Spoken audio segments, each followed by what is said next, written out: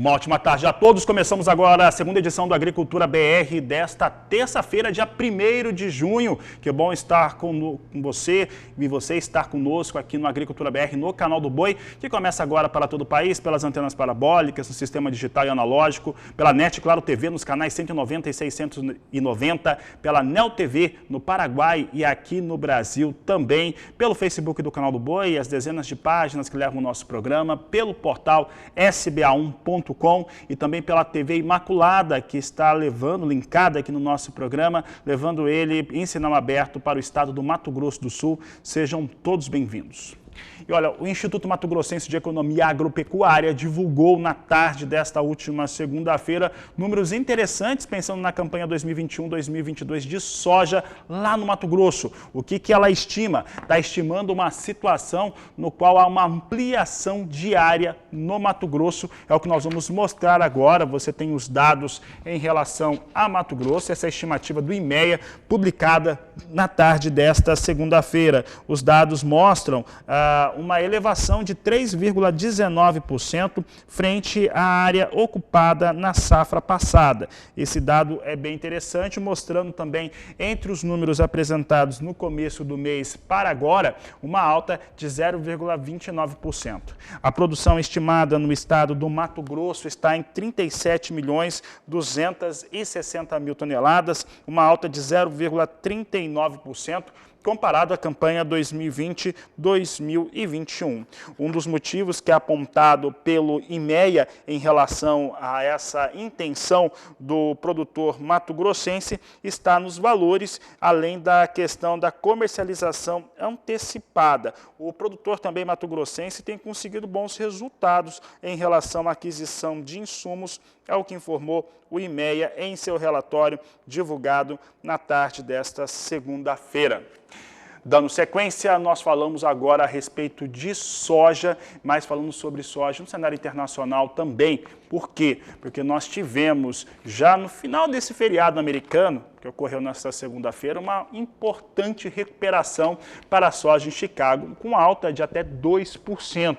Um dos fatores que nós apontamos são essas geadas que tiveram sobre áreas de produção nos Estados Unidos, e é por isso que eu converso com o Vlamir Brandalize, nosso convidado nesta terça-feira. Brandalize, um prazer tê-lo de novo aqui conosco no Agricultura BR, e essa é uma situação durante o desenvolvimento da safra norte-americana que nós vamos ver algumas vezes, né? Alguma especulação sobre a questão climática, nesse caso, jogando a oleaginosa para cima no caso da soja. Como é que você avalia esse momento do mercado? Boa tarde, seja bem-vindo. Boa tarde, Fabiano. Boa tarde a todos. Olha, Fabiano, hoje foi o mercado está forte e alta, não só a soja, como o milho, trigo, todas as commodities estão em alta. O meio oeste americano meio seco nessa semana, então isso é um fator. Temperaturas baixas em alguns lugares na divisa com o Canadá ali. Mas essas geadas em si aí nessa divisa com o Canadá, elas têm pouco impacto em si. Ela tem mais um fator psicológico do momento, mas o dia é da disparada do preço do petróleo, né? Tá puxando todo mundo para cima, fez o milho disparar também, e a soja vai atrás, né? A forte demanda, as economias mundiais saindo da pandemia, e tudo isso em função de que muitos países estão divulgando os resultados da economia aí agora do primeiro trimestre do ano, e a exemplo dos Estados Unidos, as economias estão saindo um pouco melhores do que se esperava. Então isso é sinal que vem demanda. Isso acabou puxando bastante o petróleo, que chegou a furar os $70 o barril, e disparou as commodities, né? Então é um dia das commodities em alta, os investidores apostando nas commodities, tudo para cima, mas nós temos que alertar que esse é um momento de cavalinho encilhado para o produtor, não é uma tendência, ele é um momento, e não é uma tendência, porque o clima americano deve se normalizar aí na próxima semana, e ele vai voltar a ser influente aí sobre o mercado. Então é uma semana positiva, talvez seja uma semana boa para fazer negociações,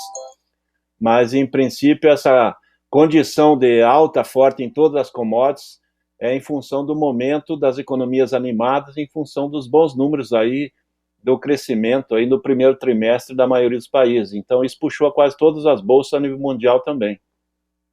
Brandalize, e essa é uma semana com esse aspecto, né, que nós temos uma movimentação vindo de outro grupo de commodities, no caso do petróleo, mas que influencia diretamente os negócios com a oleaginosa, com milho principalmente lá nos Estados Unidos, e uma semana mais curta, tanto nos Estados Unidos, que não teve operação nesta segunda-feira, mas teve ali toda uma expectativa em relação à reabertura do mercado. Aqui no Brasil também temos um feriado no meio da semana, na quinta-feira. Como é que você analisa esse comportamento de mercado diante destas questões e aqui no Brasil, principalmente em relação ao dólar, que começa a mostrar mesmo uma sinalização de ceder, né? Principalmente no segundo semestre, uma tendência ao real ficar mais forte frente ao dólar?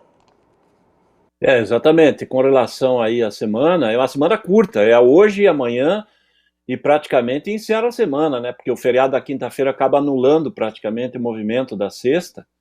E ontem não tivemos aí o mercado internacional, em função do feriado americano e inglês, que dominam esse período aí. Então, automaticamente, hoje e amanhã são os dias de negócios, e depois dá uma paradeira. Por causa do mercado interno, o dólar está em queda aí de mais de 1% hoje, justamente porque aqui também ontem saiu o relatório do IBGE aí, mostrando o crescimento econômico aí do primeiro trimestre bem maior do que o mercado esperava. Então, isso trouxe uma tranquilidade, está fazendo pressão positiva na Bolsa brasileira e aí derruba o mercado de câmbio, né? O câmbio recuando forte e anulando um pouco dos ganhos que poderia ter na soja, né? Então, a soja ganha forte lá em Chicago, com mais de 2% de alta, mas aqui ela perde um pouco no dólar. Então, na média, nós estamos aí a nível de Brasil, com cerca de R$ 1 a mais na soja do que trabalhava na sexta-feira. Brandalize, e só aproveitando essa questão dos números que foram apresentados pelo Instituto Brasileiro de Geografia e Estatística, mostra também um crescimento no primeiro trimestre do ano, acho que esse é o principal resumo da situação, que são os números pré-pandemia, né? Quando o Brasil vinha crescendo, vinha com volume, planejamento vinha funcionando. Estou vendo a bandeira brasileira atrás de você aqui, isso me ateve a essas questões. Isso mostra uma força econômica voltando também, não só para o setor que não parou, que é o caso do agronegócio, mas para os outros também. Isso, no seu entendimento, Brandalize, só expandindo um pouco a nossa pauta, como é que isso pode afetar os negócios do agronegócio, do setor como um todo? Olha, esse resultado desse que o IBGE mostrou aí, mostrando que o Brasil está com crescimento econômico já na condição de antes da pandemia, isso é muito bom, né? Porque o segmento todo aí está apoiando e há um otimismo na economia brasileira, que passando essa fase de vacinação, o Brasil deve avançar bem, há um potencial reprimido muito grande. E o que a gente tem para colocar é que o agro é o setor que está puxando mais rápido, né? Nós estamos puxando muito forte a fila, está puxando todos os segmentos, já está sentindo até falta de equipamento, máquinas agrícolas, peças, isso há uma necessidade importante da volta do setor industrial a todo vapor. E hoje à tarde a SECEX deve divulgar também agora, a partir das 15 horas, o resultado das exportações brasileiras do mês de maio, e o segmento segue com muito otimismo. A soja provavelmente vem acima de 17 milhões de toneladas agora no relatório do fechamento de maio, e provavelmente já é o melhor mês de maio da história da soja. Então, e ela trazendo aí, nós esperamos aí mais de 8 bilhões de dólares em divisas, talvez bata 9 bilhões de dólares aí no complexo soja. Isso acaba irrigando o mercado nacional, por isso que a economia começa a andar numa situação um pouco mais privilegiada aí, porque nós temos o nosso agro muito forte, o setor da carne também ganhando ritmo na exportação e trazendo muitas divisas. Então, esse fator aí está acabando servindo aí para amenizar a crise da pandemia, que está pegando alguns setores ainda que estão parados, mas no geral a gente já está sentindo um otimismo vindo e as porteiras se abrindo para o crescimento do Brasil. Aí, colocamos a bandeira, estamos apostando no Brasil, aí, Fabiano. Sim, e por falar em Brasil, quero fazer uma pergunta para você, Brandalize, e aí eu estou escapando um pouco daquela pauta que a Naira combinou contigo quando a gente conversou. Mas é o seguinte, a respeito de milho, tá? Hoje eu estava vendo alguns dados, né?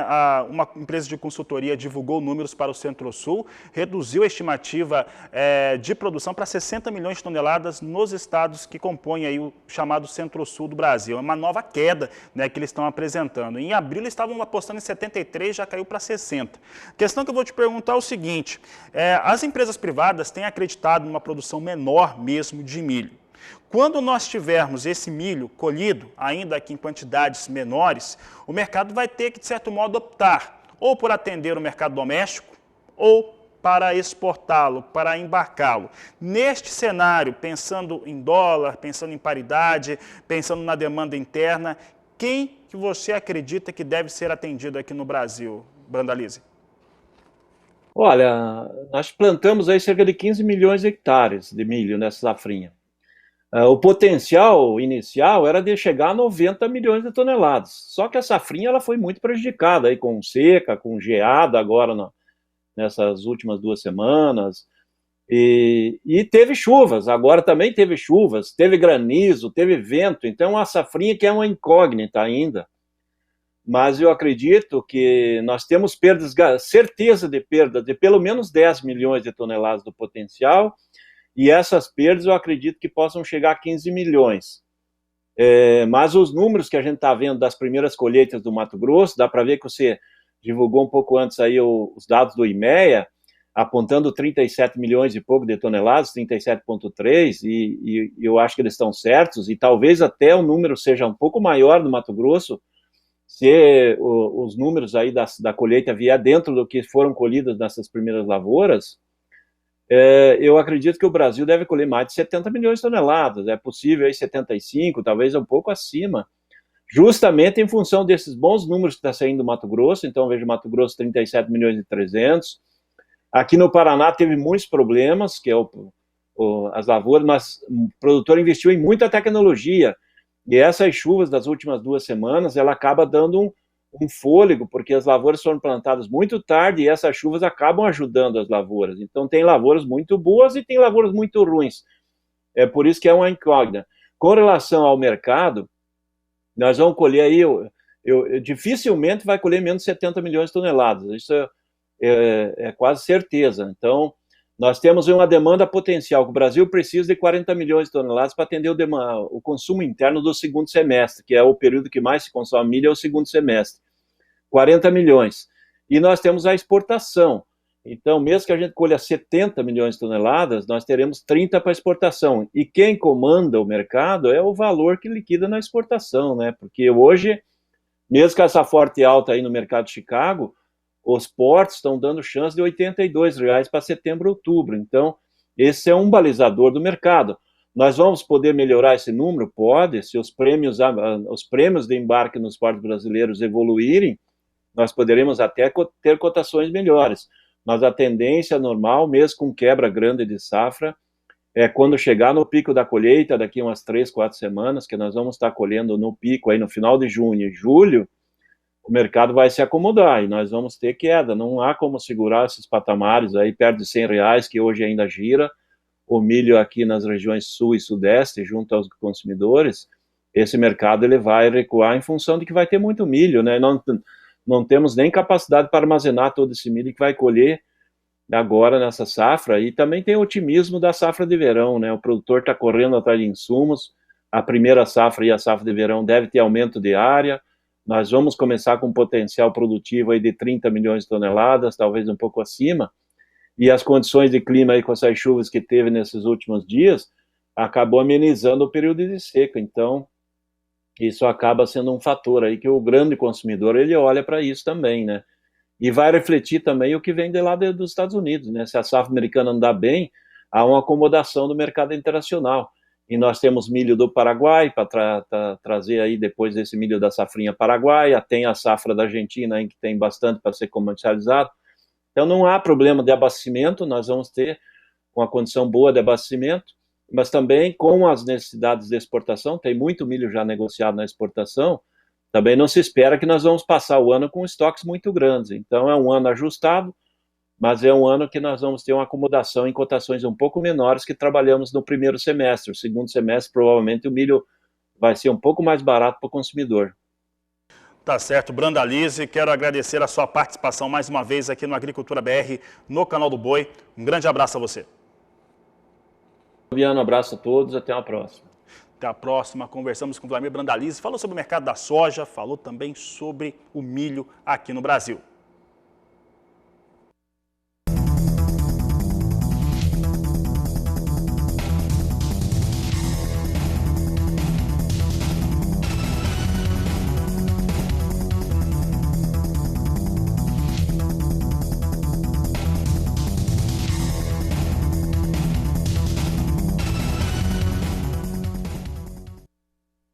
E a gente segue falando aqui a respeito de mercado de soja, mercado de milho. Vamos dar uma olhada como é que vem soja em Chicago. Eu conversava com o Brandalize logo na abertura aqui que soja dispara pelas questões ligadas ao petróleo, também essa geada que deu uma assustada no pessoal lá nos Estados Unidos. Veja só que nós temos aqui mais de 1% de alta. Essa alta já foi bem maior, né? Essa alta passou de 2% hoje. Nós temos aqui a posição de julho a 15 dólares 46 centes mais 6 o bushel. Agosto, 14 dólares 98 centes mais 4, também subindo mais de 1%. Setembro, 14 dólares 26 centes mais 4. Novembro, 13 dólares 95 centes mais 2. Posição de novembro subindo bem mais neste momento, mas nós já tivemos essa alta, como eu já falei, acima de 2%. Aqui é um dos fatores que formam preço no Brasil, conjuntamente com o dólar, né? Nós vamos a soja aqui ficando muito sensível em relação ao barril de petróleo acima de 70 dólares no dia de hoje, né, na retomada dos negócios nos Estados Unidos. Vamos dar uma olhada agora como é que está o dólar, porque o dólar é que afeta a questão da soja aqui no Brasil. Então nós temos essa alta para a soja em Chicago, ok, só que nós temos uma queda bem mais determinante aqui para a moeda norte-americana, R$ 5,15 mais 9, são os negócios com dólar, queda de 1,27% para o dólar, é o que a Agricultura BR destaca para você. Bom, e os motivos para o dólar cair é que provavelmente nós temos uma confiança maior ou melhor do mercado aí na economia brasileira, principalmente por conta dos números que foram apresentados pelo IBGE, por isso que eu converso agora com Walter Pulga Júnior. Pulga, o IBGE trouxe ali números, né, economia brasileira com crescimento no primeiro trimestre pré-pandemia. Falava sobre esse assunto agora com Brandalize e isso, claro, influenciou diretamente dólar, também bolsa aqui no Brasil. Boa tarde, Pulga. Boa tarde a você, boa tarde a todos. De fato, o anúncio de um PIB do primeiro trimestre com crescimento de 1,20% mostra uma recuperação da economia brasileira mais acentuada do que os analistas de mercado esperavam. Eles esperavam uma alta, mas uma alta de 0,70%, 0,80%. Mas, segundo o IBGE, a alta foi de 1,2%, bem acima do que esperavam os analistas de mercado.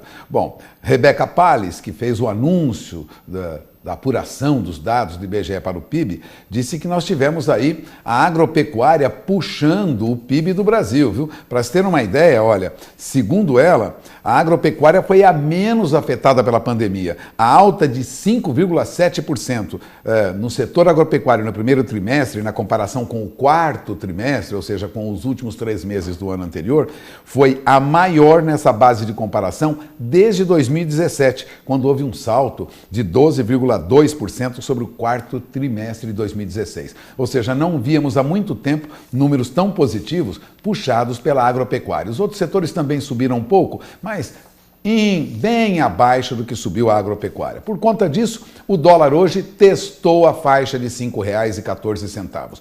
Há uma confiança maior na economia? Há sim, Fabiano, mas um outro fator pesa para que o dólar tenha movimento de baixa neste momento. É a vinda para o Brasil de recursos de exportadores que estavam retidos lá fora. Por isso, nós temos essa queda mais acentuada hoje de 1,25% no dólar frente ao real. Ou seja, há uma valorização do real, há alguns dados que contribuem para uma valorização do real, que os analistas do mercado esperavam, deveriam chegar antes, né, em fevereiro, em março, quando se esperava que o dólar fosse mais próximo de 5, né? Lógico, isso ficou para trás, agora na faixa de 5,15, 5,16, já é um sinal de que a valorização do real será retomada. Bom, o que acontece diante disso é um outro movimento que ocorre fora do Brasil. Veja bem, lá fora, você lembrou muito bem, o petróleo passava hoje de $71 o barril e vinha interferindo em todas as negociações no mercado futuro com commodities agrícolas, inclusive com commodities metálicas, né? O petróleo WTI sobe também, neste momento, 2,20%, acima de $67,70 o barril. O petróleo tipo Brent, que agora está a $70,30, já passou hoje de $71, chegou a $71,31 o barril, e isso mexe com todas as commodities, porque vale lembrar uma frase do pesquisador Celso Vegro, do Instituto de Economia Agrícola aqui de São Paulo: o petróleo é a rainha das commodities, e se o petróleo sobe, a tendência é que outras commodities, sejam metálicas ou sejam agrícolas, agropecuárias, subam junto. É o que está ocorrendo hoje no mundo. Soja, milho, açúcar, café, suco de laranja, tudo vem em alta no mercado internacional, por conta da alta do petróleo também. Fabiano, a alta do petróleo trouxe aí também vamos dizer assim, uma elevação dos mercados como um todo. E lógico, junto vem a inflação. Cuidado com as informações, porque é preciso planejar o seu negócio analisando vários números. É com você, Fabiano. Obrigado, Pulga. E o Pulga falando a respeito do petróleo, ele puxando as commodities para cima, como nós dissemos, né? Até puxa a soja para Chicago, a alta chegou a 2% no dia de hoje para a oleaginosa, na questão dos parâmetros internacionais, mas aqui no Brasil cede por conta do dólar, até pelas mesmas situações, né? Nós não temos hoje preço para Paranaguá, mas temos os valores para Santos, ainda para entrega em junho, começou o mês de junho, ainda trazemos ainda entrega para junho com R$ 173 a saca de 60 quilos, é um valor bem inferior àquele que nós tínhamos praticados no começo da última semana, e aí uma afetação direta pela questão do dólar e a valorização do real frente à moeda norte-americana. Aqui na Agricultura BR mesmo, nós trouxemos alguns economistas mais especializados em dólar, que conversaram com Pulga e também conversaram com a Sarah Kirchhoff, falando a respeito dessa tendência no segundo semestre de uma valorização do real frente à moeda norte-americana. A seguir na Agricultura BR, o assunto segue sendo o milho. Você vê que o milho continua sendo a grande questão aqui, e até essa resposta, né, em relação ao abastecimento interno, também as exportações, e vamos saber de algumas alternativas de como ampliar a produção do cereal. É o tema de logo mais na Agricultura BR, que vai para o intervalo e volta já. E há pouco, no Agricultura BR, nós voltávamos a falar a respeito da questão do abastecimento interno e também sobre as exportações brasileiras de milho. E um fato que nós temos visto com diversos consultores e analistas de mercado é que o Brasil deve ter um estoque muito baixo mesmo de milho, a safra em relação à oferta e demanda é extremamente ajustada e os valores, principalmente para quem demanda, as cadeias produtivas que demandam o cereal, segue com valores bastante elevados. E para falar a respeito deste assunto, nós vamos trazer aqui no Agricultura BR, até emprestando um comentário feito por Cesário Ramalho, ele que é da Bramilho. Na semana passada, ele falava em um evento virtual a respeito da necessidade de um planejamento estratégico no país para elevar a produção do cereal e que isso demanda apoio do governo. Nós vamos conversar agora com ele, está aqui conosco, está ao vivo com a gente aqui pela internet. Cesário, um prazer tê-lo aqui no canal do Boi, no Agricultura BR. E como nós temos visto, até pelos números, quem está no campo verificando, produção de milho brasileira bastante afetada pelas questões climáticas nessa campanha. E isso deixa um ar de preocupação para todo mundo, para quem produz, para quem demanda.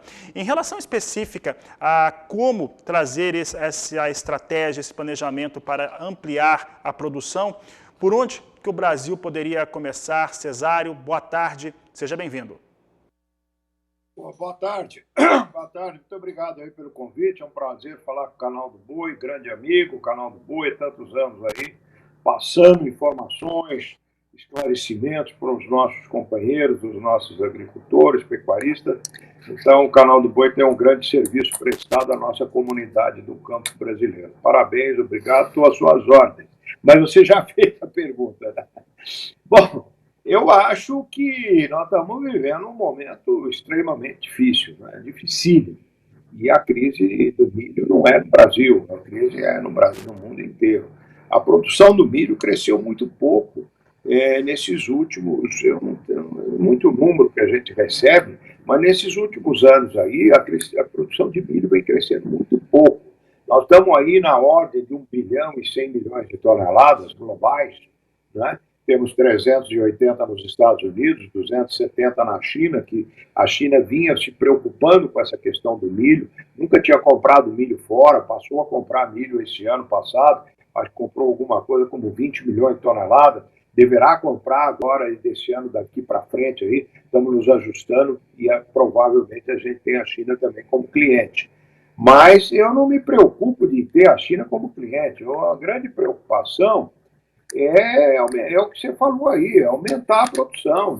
O desafio do produtor rural brasileiro, do agricultor, é usufruir desse momento espetacular na compra do produto. Quer dizer, vamos dizer que os navios estão aí na porta do Porto de Paranaguá, de Rio Grande de Santos, ou lá no Maranhão, esperando milho. E espera o milho na forma do grão, espera o milho do frango. O Brasil é o maior exportador global de frango, o Brasil é o terceiro exportador mundial de suínos, o Brasil é o primeiro exportador também da carne bovina.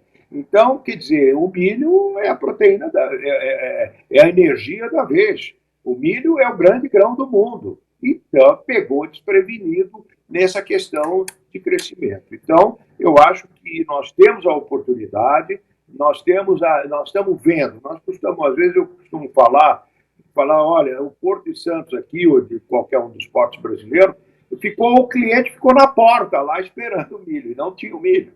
Nós colhemos aí 110 milhões de toneladas, 108, e consumimos a 70% no mercado interno, gerando 4 milhões de empregos, isso é muito importante. A nossa indústria da proteína animal, entre as integrações e etc., gera alguma coisa como 4 milhões de empregos. Então, é um segmento extremamente rico, grande, importante no desenvolvimento e importante da economia brasileira. E agora nós estamos, vamos dizer, aí nesse pepino. Como é que vamos fazer para fazer uma explosão aí? Nós precisamos ter um arranque, sabe? Não é fazer política mais de longo prazo. Nós temos que ter agora uma política de curto prazo para aumentar essa produção.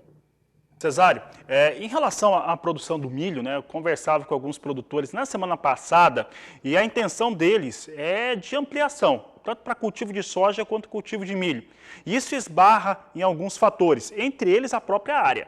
Né, já começa para essa questão no fator de ocupação, mas teria como principalmente com áreas irrigadas. Então, dois elementos que a gente conversava com produtores é em relação a por que se eleva a produção de qualquer tipo de cultura, e eles apontam isso muito bem, é o mercado está pagando bem, então me interessa fazer esse tipo de situação. E é um tema de mercado mesmo, então, no caso, o governo fica fora, mas o governo também tem interesse, porque exatamente por conta dessas carnes, por exemplo, quando você tem as carnes subindo muito de preço por conta do milho e também do custo de produção, nós temos um impacto direto em IPCA, em inflação no Brasil.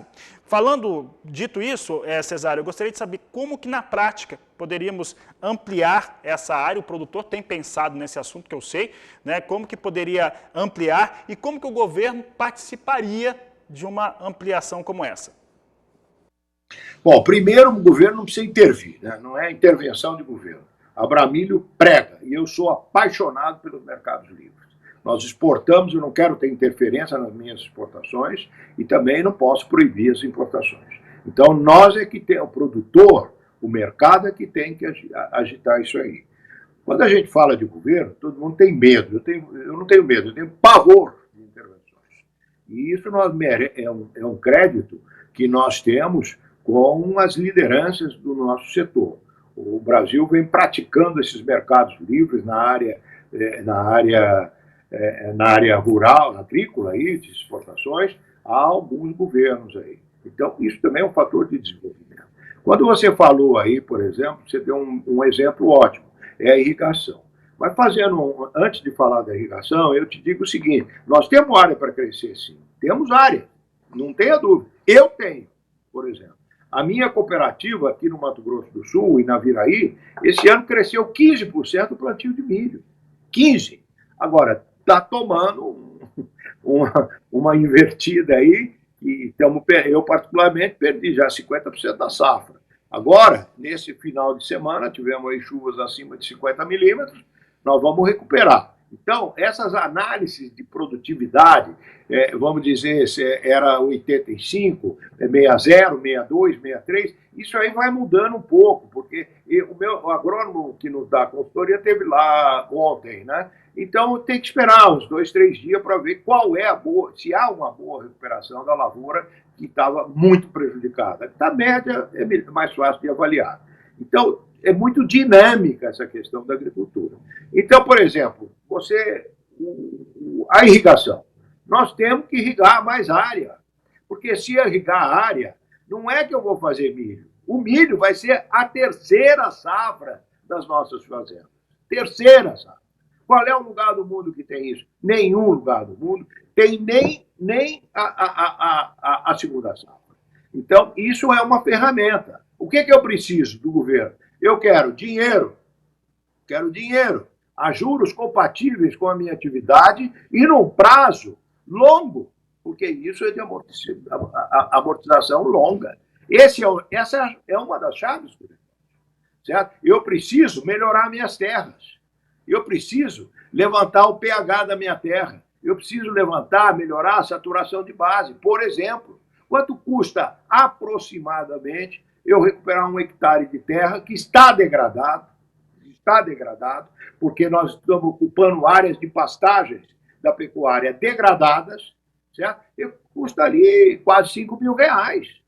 Então, nós precisamos também, para aumentar as áreas e torná-las efetivamente produtivas, para aproveitar tudo que nós temos de tecnologia que nós conseguimos.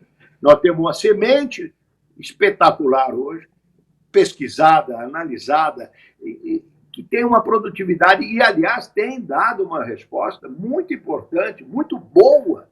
O meu gerente mesmo estava me falando que ele está impressionado com a resistência do milho frente a esses 70, quase 80 dias de sol. Né?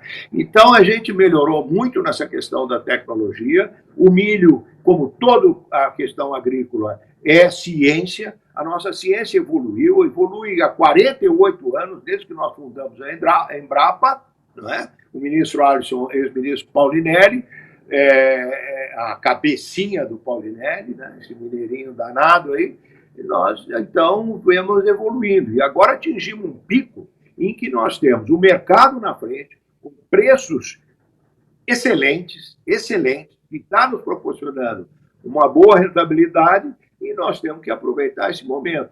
Vamos, aí que eu falo essa questão de governo. Acho que o governo tem que apoiar a gente. Nós estamos conversando com a Tereza Cristina, nossa ministra, que conhece profundo o assunto, está tão preocupada, ou mais do que nós até, porque ela pensa a cadeia sempre, né? Pensa a cadeia, e nós temos que dar uma resposta, e ela também tem que nos dar uma resposta sobre essa questão. Nós temos que trabalhar isso daí. O milho é muito importante e está fazendo falta, está prejudicando a inflação brasileira, está encarecendo a alimentação das classes menos favorecidas, de repente até pode causar, aliás, já está causando desemprego nesses estrados muito dependentes da área de frangos e suínos.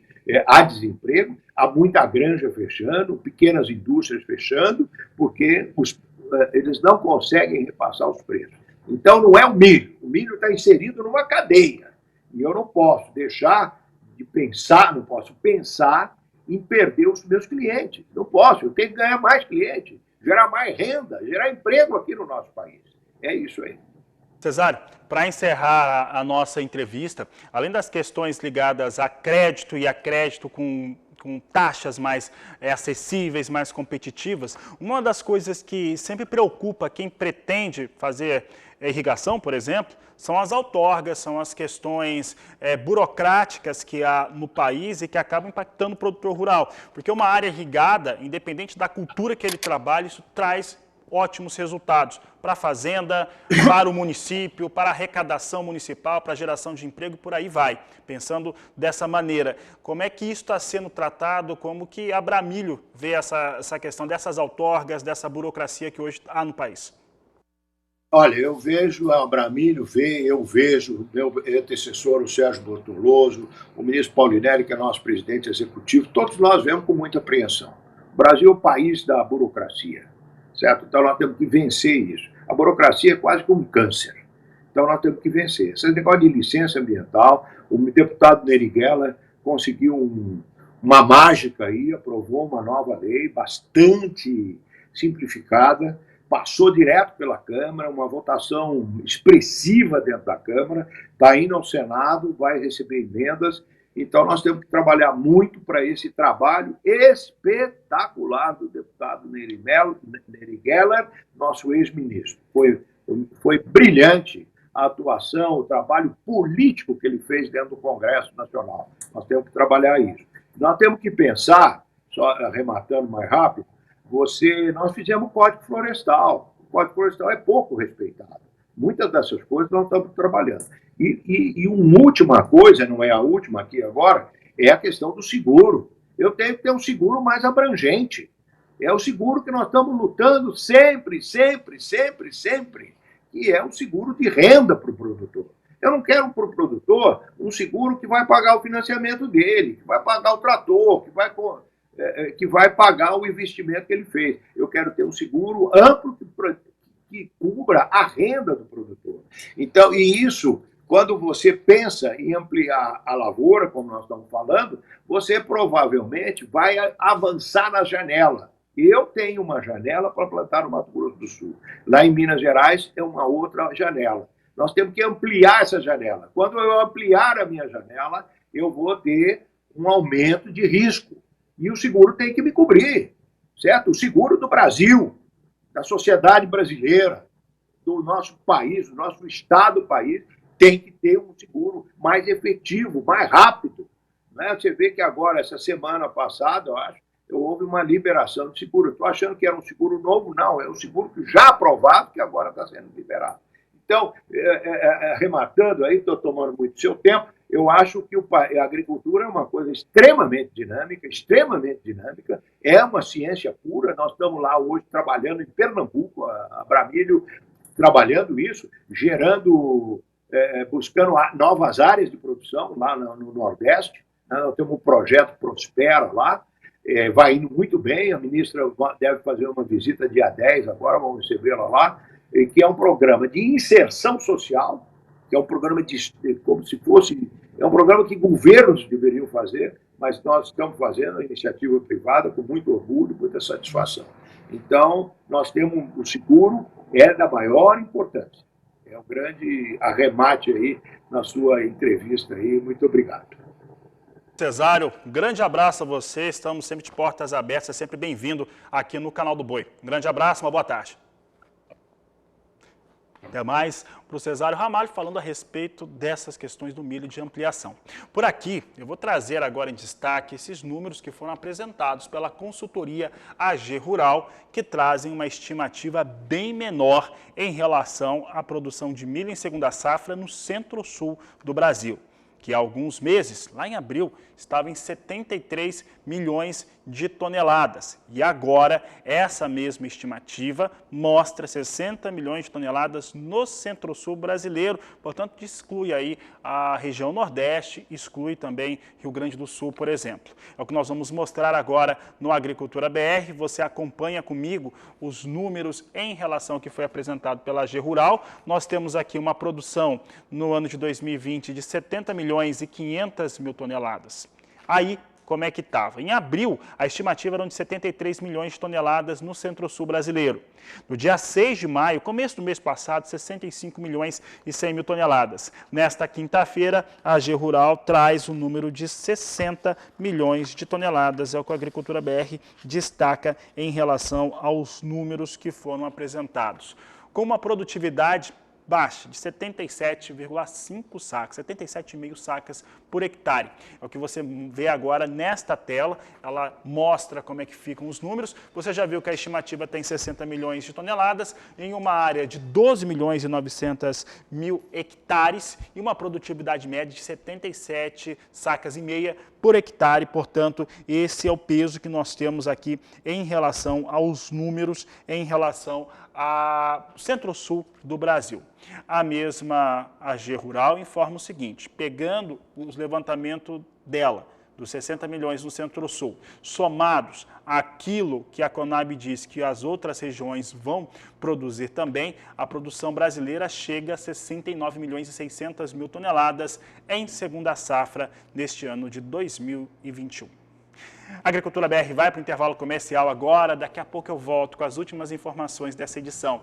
Aproveite para entrar em contato conosco, entre em contato pelo WhatsApp no 67991733737. Eu volto já. Momentos finais dessa edição da Agricultura BR. Olha, vou encerrando o programa mostrando a alta para a soja, mantendo na casa de 1%. Como eu disse, já foi bem maior, essa alta chegou a 2% no dia de hoje. Posição de julho agora, mais curto prazo, maior liquidez, $15,46 o bushel. São os negócios que eu destaco agora com soja em Chicago, subindo mais de 1%. Trago agora o dólar, moeda norte-americana, a valorização por real. Essa valorização já foi maior por real hoje, então o dólar cai. Dólar cai agora 1,15%, a queda hoje chegou até 1,30. Neste momento, o dólar era R$ 5,16 mais 5. Mais informações você vai ter na terceira edição do Agricultura BR, hoje lá no Agro Canal. E com essas informações eu encerro essa edição, porque daqui a pouco, já na sequência, vem o Daniel de Paula de olho na fazenda, sempre com grandes oportunidades para o pecuarista brasileiro. A todos uma ótima tarde, um grande abraço e até mais!